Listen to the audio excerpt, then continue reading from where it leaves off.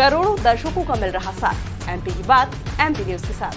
नमस्कार, MP news में आप सभी का बहुत स्वागत है। आपके साथ इस वक्त मैं हूं श्रद्धा बुंदेला। तो मध्य प्रदेश में विधानसभा चुनाव की हलचल बहुत ज्यादा तेज हो चुकी है और हम आपको बता दें कि चुनावों की तारीखों के ऐलान के बाद से ही सभी अपने अपने काम में लग गए हैं।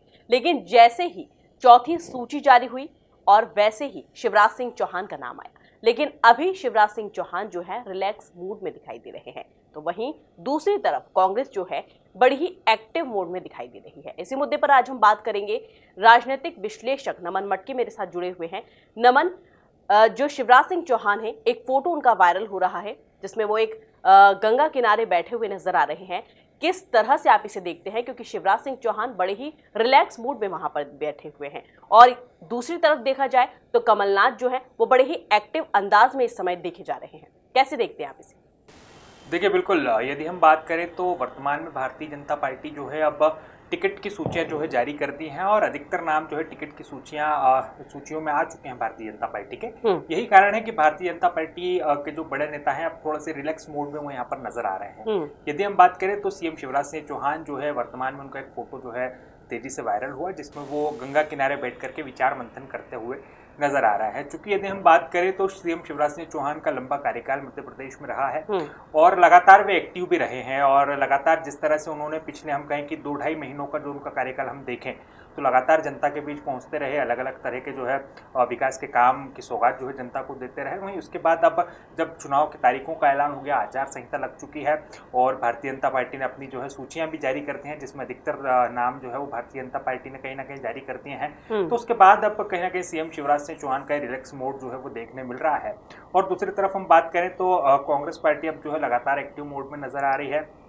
कमलनाथ को यदि हम देखें तो कमलनाथ जो है लगातार विचार मंथन करते नजर आ रहे हैं कि किस तरह से जो है प्रत्याशियों की सूची जारी की जाएगी, किस तरह से जो है प्रत्याशियों को चुनाव मैदान में उतारा जाएगा, किस विधानसभा सीट से कौन सा प्रत्याशी जो है चुनाव मैदान में हमको दिखाई देगा और कैसे भारतीय जनता पार्टी को टक्कर दी जा सकती है।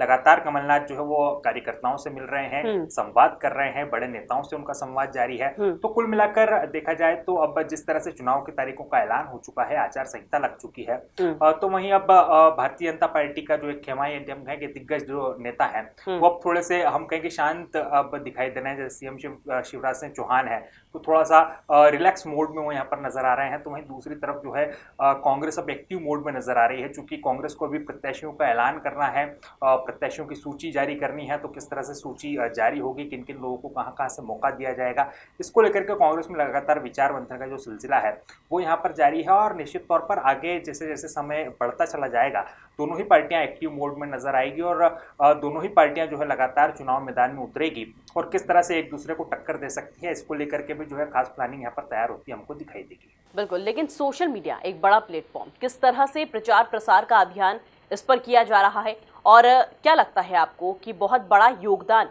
ये चुनाव में निभा पाएगा? सोशल मीडिया की यदि हम बात करें तो सोशल मीडिया वाकई एक महत्वपूर्ण प्लेटफॉर्म है जिसका चुनाव में भरपूर उपयोग भारतीय जनता पार्टी और कांग्रेस दोनों ही दल करेंगे और दोनों ही दलों के साथ साथ जो क्षेत्रीय दल है वो भी इसका भरपूर उपयोग करेंगे।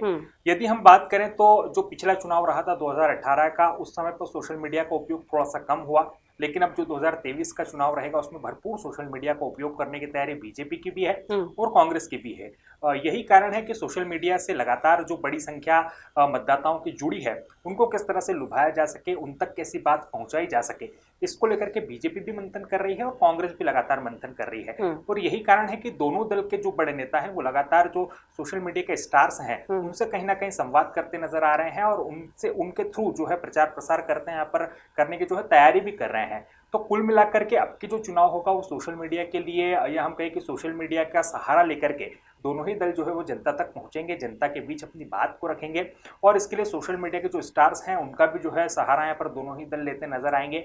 चूंकि सोशल मीडिया की यदि हम बात करें तो वहाँ पर नकारात्मकता भी है और सकारात्मकता भी है, तो दोनों ही दल किस तरह से नकारात्मकता और सकारात्मकता का सामंजस्य बैठा करके आगे अब प्रचार प्रसार को रफ्तार देते हैं ये देखने वाली बात होगी। लेकिन निश्चित तौर पे सोशल मीडिया जो है आने वाला जो विधानसभा चुनाव है उसमें महत्वपूर्ण भूमिका रखेगी, चूंकि युवाओं को भी दोनों ही दलों को लुभाना है और अलग अलग तरह से जिस तरह से सोशल मीडिया पर प्रचार प्रसार किया जा सकेगा उसको लेकर के भी जो है खास प्लानिंग दोनों ही दल यहाँ पर बनाते नजर आएंगे। बिल्कुल, लेकिन सोशल मीडिया एक बड़ा प्लेटफॉर्म, अभी नेगेटिविटी बहुत ज्यादा फैल रही है सोशल मीडिया पर। एक फोटो वायरल हुआ है शिवराज सिंह चौहान का, मामा का श्राद्ध। किस तरह से आप इसे देखते हैं? देखिए, मैंने स्पष्ट तौर पर कहा है कि सोशल मीडिया है और दोनों चीज़ें वहाँ पर है, सकारात्मकता भी है और नकारात्मकता भी है।